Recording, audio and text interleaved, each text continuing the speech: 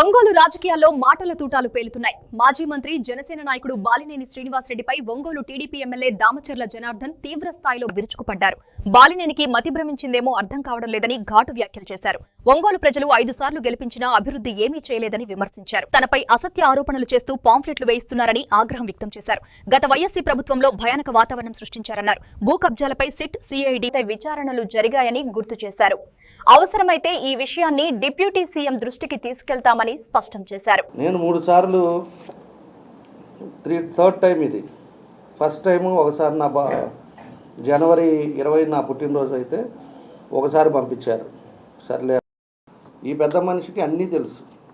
అన్నీ తెలిసి మళ్ళా మీ పక్కన తిరిగేవాళ్ళు అక్కడ అతన్ని కాబట్టి మేము రాజీ చేసుకున్నాం, ఇష్టం వచ్చినట్టు కాగితాలు రాసేసి నీ ఇష్టారాజ్యంగా ఇంట్లో ఆడవాళ్ళ పేర్లు కూడా పెట్టి సిగ్గు లజ్జ ఉండాలి నా కొడుకులకి. మళ్ళీ అతను మాట్లాడతాడు. అసలు ఇంట్లో వాళ్ళు ఏం చేశారు? బాలయ్య కూడా పెట్టేదను అంటే మైండ్ డైవర్ట్ చేయడానికి, మైండ్ మనల్ని కన్ఫ్యూజ్ చేయడానికి ఇలాంటి రాజకీయాలు కూడా చేస్తారని నాకు అర్థం కావట్లా. అలాంటివి పెట్టి ఈలోపు మేమేదో రాజీ చేసుకున్నాడు, ఎవరు చేశారో అని చెప్పేసి మాట్లాడతాడు అతను.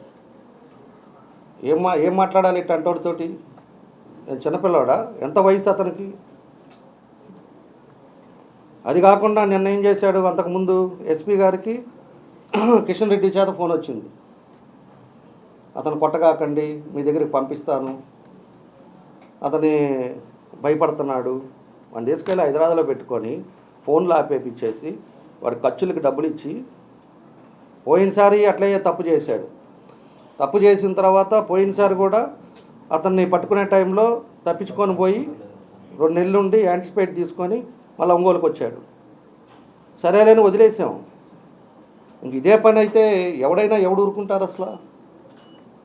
మళ్ళీ ఈసారి ఏం చేశాడు, మళ్ళీ రాశాడు. ఈయన ఎప్పుడైతే లాయర్ వాడిని పట్టుకున్నారో ఇతను పారిపోయి హైదరాబాద్ పోయి వాళ్ళ షెల్టర్లో ఉండి అతను కిషన్ రెడ్డి గారి చేత ఫోను, ఆ తర్వాత నిన్న ఎస్పీ గారికి ఫోన్ చేస్తాడు ఈ పెద్ద మనిషి.